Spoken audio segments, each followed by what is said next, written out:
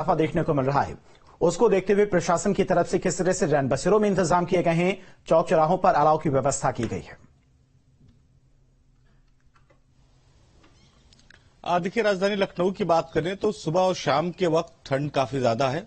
रात में तापमान काफी गिर जाता है, लेकिन सुबह सनलाइट की वजह से तापमान जो है, अगर हम बात करें तो उसमें असर देखने को मिलता है, लोगों को राहत मिलती है। दिन में खिली धूप देखने को मिलती है। राजधानी लखनऊ में पिछले कुछ दिनों की अगर हम बात करें, मौसम विभाग ने अलर्ट जरूर जारी किया है। अगर मौसम विभाग के अलर्ट को देखें तो एक बात बहुत साफ है, उसने साफ संकेत दिया है किसी भी स्थिति में अब तापमान धीरे धीरे नीचे लुढ़केगा।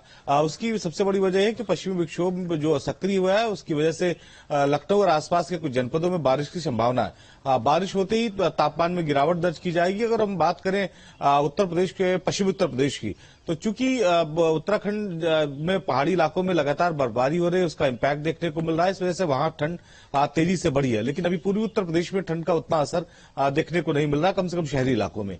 अगर हम बात करें मौसम विभाग के अलर्ट की, तो उसके बाद जिला प्रशासन ने भी तमाम तैयारियां शुरू कर दी हैं। पूरे प्रदेश में तमाम जनपदों के अधिकारियों को निर्देश दिए गए हैं, किसी भी स्थिति में जो कोहरे से अलाव जो है उसकी व्यवस्था की जाए।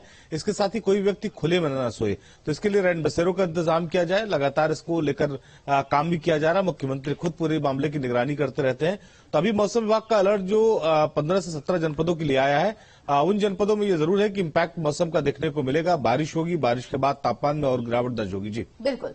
झांसी से हमारे साथ रवि भी जुड़े हुए हैं। रवि, मौसम का मिजाज लगातार बदल रहा है, ठंड और कोहरे की वजह से लोगों की परेशानियां बढ़ रही है, तो किस तरह से व्यवस्था शहर में कि लोगों को परेशानी ना हो?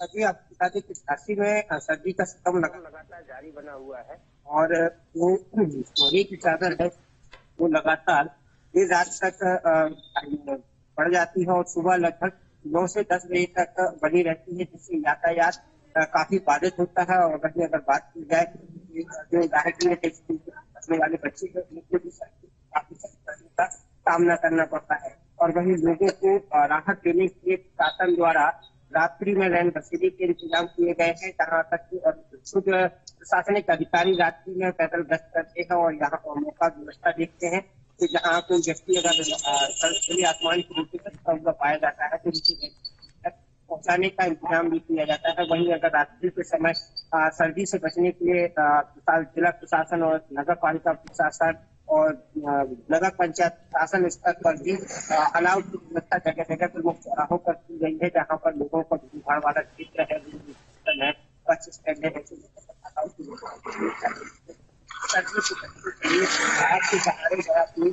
गुजार सके। वहीं अगर प्रशासनिक की बात की जाए तो प्रशासन द्वारा लगातार ठीक है रवि, यानी कि प्रशासन के द्वारा तमाम इंतजाम किए गए हैं। आने वाले टाइम में अगर बारिश भी होती है तो उसको लेकर भी प्रशासन की तरफ से सभी तैयारियां पूरी की गई। निखिल हमारे साथ लगातार जुड़े हुए हैं। निखिल, मुख्यमंत्री की तरफ से भी निर्देश है सभी जिलों के तमाम जिला अधिकारियों की कि शहर में कोई भी फुटपाथ पर न सोए, रैन बसेरे में पूरे इंतजाम किए जाएं।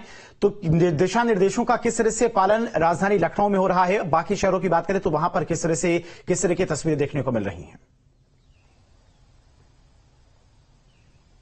देखिए, अभी कुछ दिनों पहले मुख्यमंत्री योगी आदित्यनाथ ने काम में लापरवाही बरतने के लिए 3 अधिकारियों पर जो है वो सख्ती की थी और जिसका असर देखने को मिला। और ये मुद्दा कंबल खरीद का था।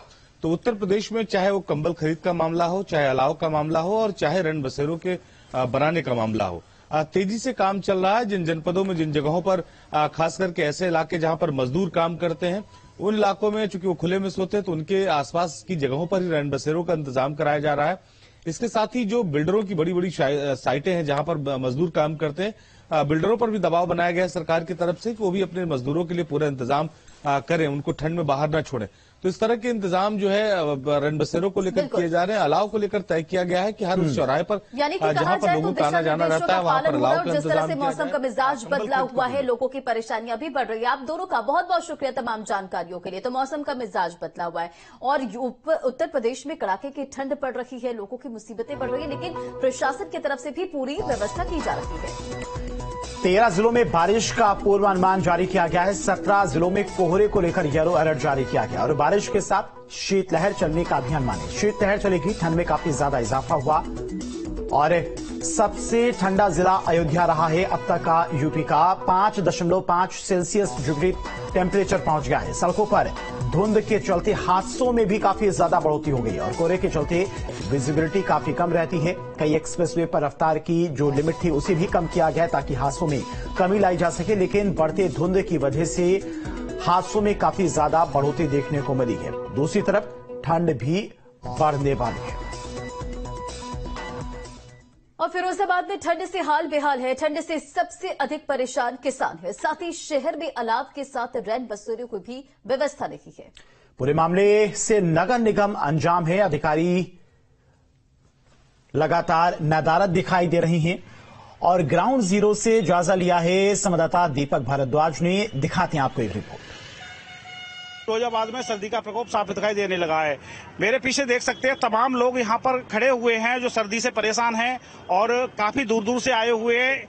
जो किसान भी हैं इसमें शामिल हैं क्योंकि ये भूसे का कारोबार करते हैं। तो कहीं फरिया से कोई आना हो रहा है, कहीं 40 किलोमीटर दूर से आ रहा है, कोई 30 किलोमीटर दूर से आ रहा है। तो कहीं ना कहीं इनकी सबसे बड़ी समस्या ये भी है, इनका कहना है कि ना तो यहाँ पर अभी तक कोई अलाव की व्यवस्था की गई है और ना ही कहीं कोई रैन बसेरे की व्यवस्था की गई है। सबसे बड़ी परेशानी इनको ये है कि जो लोग रात को 2 बजे 3 बजे आ जाते हैं तो उनके लिए रात को न तो कोई रुकने की व्यवस्था है न अलाव की व्यवस्था है। तो इधर उधर जाकर के अपना टाइम पास करते हैं। कभी किसी गाड़ी में घुसना पड़ता है इनको, कभी कहीं किसी परेशानी का सामना करना पड़ रहा है।